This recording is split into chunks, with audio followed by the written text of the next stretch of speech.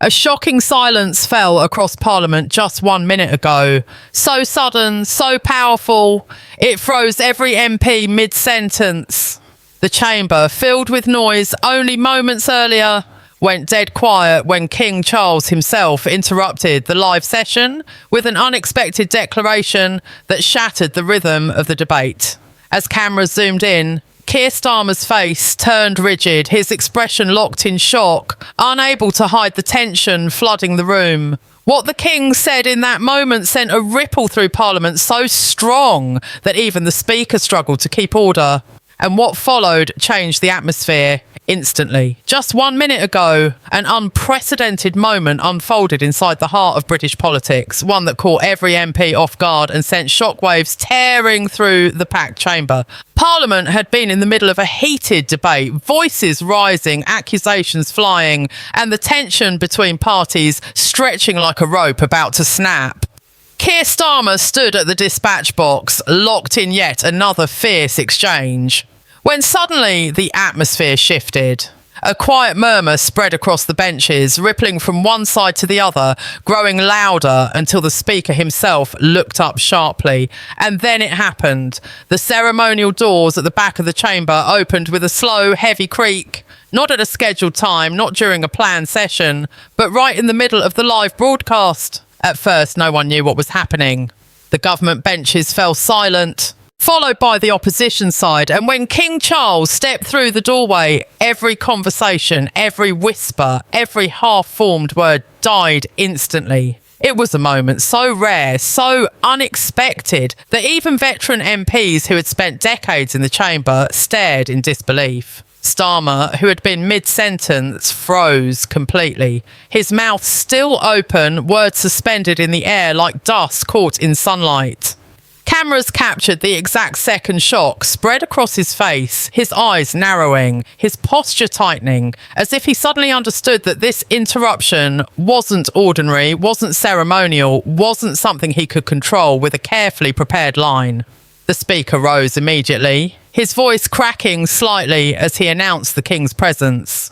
But even he seemed unsure what to say next.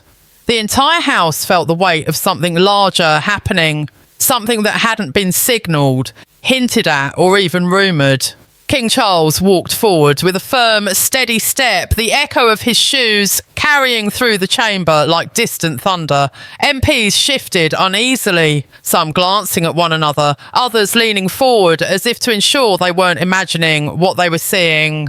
Starmer gripped the edge of the dispatch box, stunned, uncertainty written across his face. Behind him, ministers exchanged nervous looks, their confidence evaporating as the King approached the centre of the room. The silence was absolute, stretching on, thickening with every passing second until the tension became almost suffocating. Even the cameras seemed to hesitate as the King lifted his head and surveyed the chamber with a gaze that was calm, but unmistakably stern. Whatever he had come to say, it was clear from his expression that it was serious. MPs who had been loudly interrupting each other moments earlier now sat frozen, shoulders tight, hands clasped, waiting for the words that would break the silence. Journalists in the press gallery leaned so far forward that security had to gesture them back. Across the country, anyone watching the broadcast felt the same shock ripple through their screens, unable to look away from the unexpected scene unfolding in real time. King Charles cleared his throat, a small sound that somehow echoed across the chamber like an announcement in itself. Starmer's eyes widened slightly, just enough for the cameras to catch it. It was the expression of a leader who had suddenly realised the moment was no longer his, no longer within his control, no longer shaped by political strategy or debate points. Something was happening that no one had predicted, and the uncertainty of it sent a chill through the room. MPs leaned forward, holding their breath, waiting for the King's next words, knowing instinctively that whatever he said next would change the entire direction of the session, and possibly the political climate itself. The moment King Charles stepped forward, the chamber seemed to shrink. Every eye fixed on him as if the entire room had been pulled into the gravity of a single point. The silence deepened, thick and uneasy, broken only by the soft rustle of robes as the king approached the centre of the floor, an action so unusual, so unexpected, that even the speaker struggled to maintain composure. No one in the building, not even the senior ministers, had been warned. Starmer's expression shifted from confusion to something closer to alarm, his hands tightening around the dispatch box as if bracing himself for impact. The MPs behind him leaned in, whispering frantic questions they didn't dare voice aloud. The opposition benches sat stiff and frozen, their earlier confidence replaced by a shared sense of dread. It was clear that whatever had brought King Charles to interrupt a live parliamentary session was not routine, not ceremonial, and not something any political leader had prepared for. The King's presence radiated a quiet authority that filled the chamber, the kind that did not need raised voices or dramatic gestures. Instead, it created a tension so sharp that even the loudest MPs didn't dare move. As he reached the central aisle, the King paused, looked directly at the speaker, then shifted his gaze towards Starmer. That single glance, measured, unblinking, was enough to make the Prime Minister swallow hard, his face tightening as if he feared what was coming next. The air felt charged, as though the entire building was waiting to exhale. The King began speaking, not loudly, but with a calm, steady tone that cut through the silence like a knife. Every word echoed, amplified by the stillness of the chamber. MPs straightened in their seats, listening with a mix of confusion and shock as he addressed concerns no one had expected him to raise in that moment. He spoke of rising national tension, of the responsibility of leadership, and of the need for clarity and stability amid deepening public unrest. His words were careful, precise, but their impact landed heavily across the room, hitting Starmer hardest. The Prime Minister stood frozen, the cameras capturing every shift in his expression, his jaw clenching, his breathing tightening, his eyes darting nervously toward his own ministers, who looked just as stunned as he did. Murmurs spread like a wave across the benches, MPs whispering fiercely behind their hands. The Speaker struck his gavel, demanding silence, but even then, the room buzzed with unspoken questions. What did the King mean? Why now? Why here? And why during a live session, in front of cameras broadcasting to the entire nation? The shock continued building as the King paused again, letting the weight of his words settle over the chamber. Starmer attempted to speak, lifting his hand slightly as if to respond, but the King had not finished. Without raising his voice, he continued, making it clear that this was not a symbolic interruption. This was a deliberate and direct intervention into a moment of political conflict. MPs shifted in their seats, visibly rattled. Some exchanged wide-eyed glances, others clenched their papers tightly, sensing history unfolding in front of them. Starmer's posture stiffened even more, his earlier confidence replaced with uncertainty as he realised the King was steering the room, commanding attention in a way no Prime Minister could counter. The tension swelled until it felt nearly unbearable. Both sides of Parliament watched in silent disbelief as the King's message grew sharper, more pointed, hinting at concerns that had been quietly circulating behind closed doors for weeks. And when he paused again, allowing the silence to settle one more time, the chamber felt on the edge of an explosion. Uncertain what would be said next, or how dramatic the next moment would be. All eyes locked on the King, waiting for the words that would either calm the storm or unleash something far bigger. A heavy stillness gripped Parliament as King Charles continued speaking, each sentence tightening the atmosphere further until the room felt like a pressure chamber on the verge of rupture. Every MP sat frozen, barely blinking, trying to process the significance of what they were witnessing. Starmer, standing rigid at the dispatch box, looked as though the ground beneath him had shifted. His face was locked in a stunned expression, the shock in his eyes betraying how unprepared he was for this moment. He had expected a heated debate, political sparring, maybe even a few strategic jabs from the opposition, but nothing could have prepared him for an unexpected intervention from the monarch in front of the entire nation. The King's voice remained calm, steady and controlled, yet each word struck like a hammer against the walls of the chamber. He spoke of responsibility, unity and the rising divide across the country, a divide that had grown louder, more visible and impossible to ignore. MPs exchanged frantic glances, their whispers growing louder until the Speaker slammed his gavel again, demanding order that he himself struggled to maintain.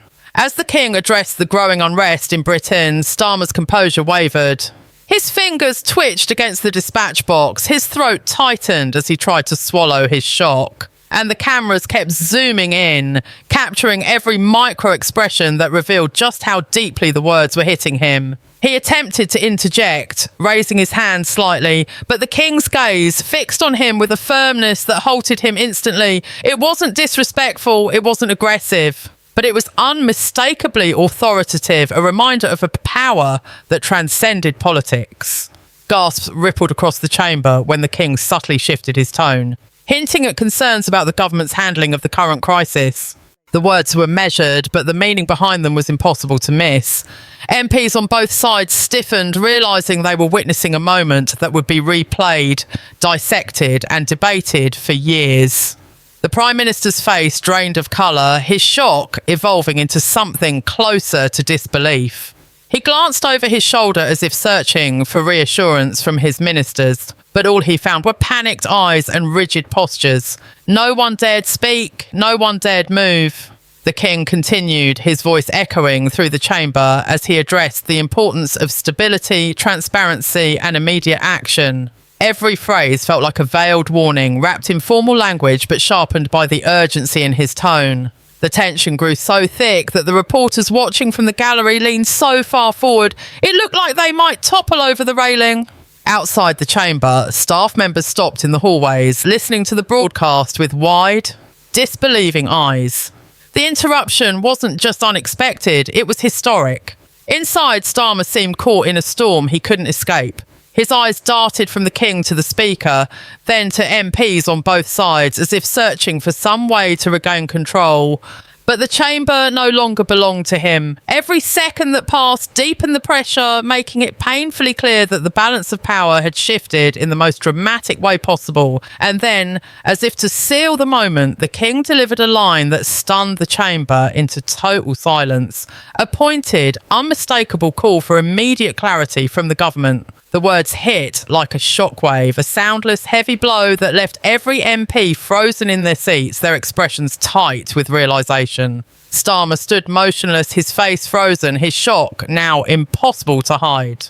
The entire chamber felt suspended in time, the air electric, as everyone waited for the Prime Minister's response, knowing that whatever happened next would define the night, the headlines, and possibly the future of his leadership. The chamber remained frozen after the King's final, pointed demand, a moment so tense it felt as if the entire room had stopped breathing. For several long seconds, no one moved. Not a single MP, not a single advisor, not even the Speaker.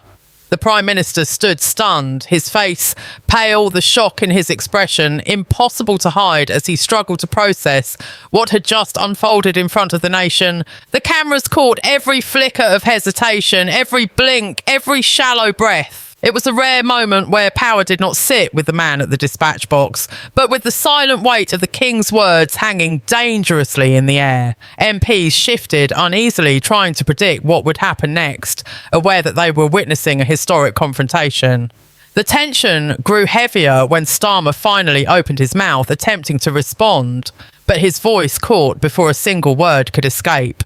Across the benches, murmurs began to rise, MPs whispering fiercely, some alarmed, others emboldened by the King's unexpected intervention. The Speaker tried to restore order, but even his authority seemed drowned by the gravity of what had just taken place. Starmer attempted again to speak, but the King's gaze remained fixed on him, calm yet unwavering, forcing the Prime Minister into an awkward silence that only amplified his vulnerability. The pressure inside the chamber built like a tightening coil, ready to snap. The opposition benches leaned forward, sensing an opening, while members of Starmer's own party exchanged uneasy glances, their confidence shaken. It was clear the Prime Minister had been knocked off balance in a way that no political attack ever had. The King's presence had reshaped the room, altering the dynamic so sharply that even veteran MPs were unsure where the line of authority truly lay in that moment. As Starmer gathered himself, trying to force a formal, controlled statement, the chamber erupted with an unexpected burst of noise. MPA and ANs on both sides stood at once, some demanding clarity, others demanding explanation, and a few simply shouting over the chaos. The Speaker's gavel slammed down repeatedly, but it did nothing to quiet the uproar. Starmer looked overwhelmed, his eyes flicking between the rising chaos and the king, who remained calm, composed, and perfectly still, as if waiting for the room to reveal its true state. That was the moment everything shifted. The uproar grew louder, faster, spiralling into a wave of disorder unlike anything Parliament had seen in years. The Prime Minister stepped back from the dispatch box, his confidence shattered. His leadership suddenly exposed under the bright lights and rolling cameras. He attempted to regain control, raising his voice above the noise, but his words were swallowed instantly by the storm of shouts breaking across the benches. The Speaker yelled for order, but order had already slipped away. Advisers rushed in behind the scenes, signalling to Starmer with frantic gestures, urging him to retreat before the situation escalated further. The King's expression remained neutral. Yet something in his calm presence only heightened the sense that the chamber had reached a breaking point. Starmer hesitated, torn between the political cost of stepping back and the growing danger of standing his ground. Finally, as the shouting reached a level that shook the entire hall, the Speaker signalled for a suspension of the session.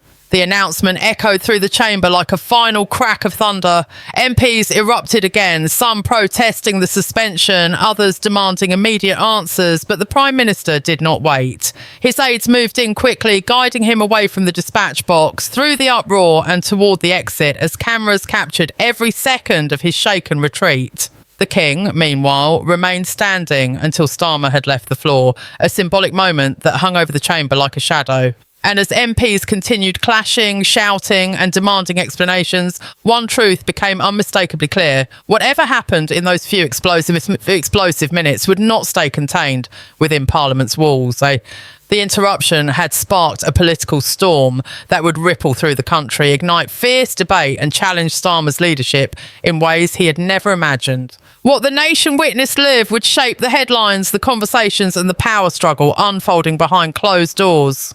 And as the chamber finally emptied, leaving behind a silence still buzzing with tension, one thing was certain. This dramatic confrontation was only the beginning of a far larger battle waiting to unfold.